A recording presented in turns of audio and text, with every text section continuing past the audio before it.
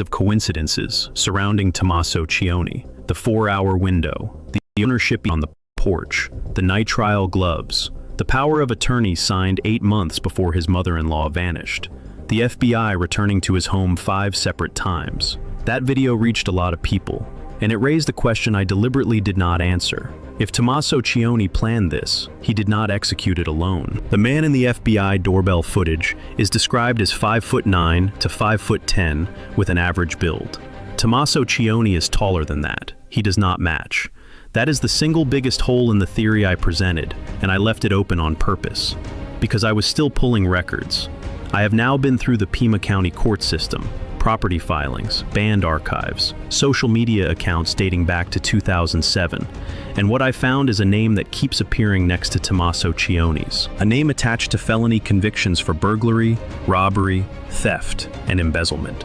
A man who lives in the Tucson area, minutes from Nancy Guthrie's home. A man who fits the physical description the FBI released. This video is about that man. His name is Dominic Aaron Lee Evans, and his connection to this case goes deeper than anyone has reported.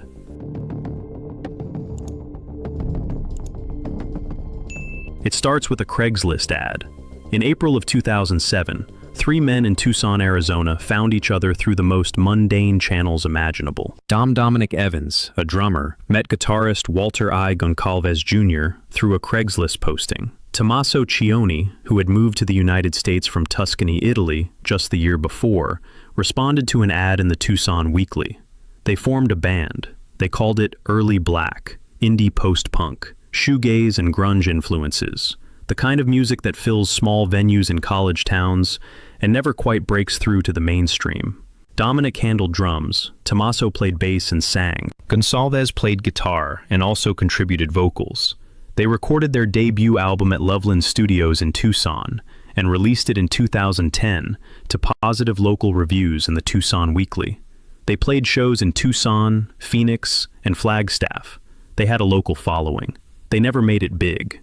The name of that debut album is Life, Love, Love, Murder. I need to pause here because I do not want to sensationalize that title. Plenty of bands have albums with dark or provocative language. It does not mean anything by itself.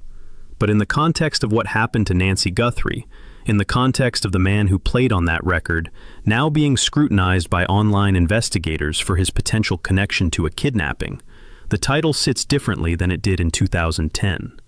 You do not need me to tell you why. You can hear it for yourself. What matters more than the album title is what the band represents. A nearly 2-decade friendship between Tommaso Cioni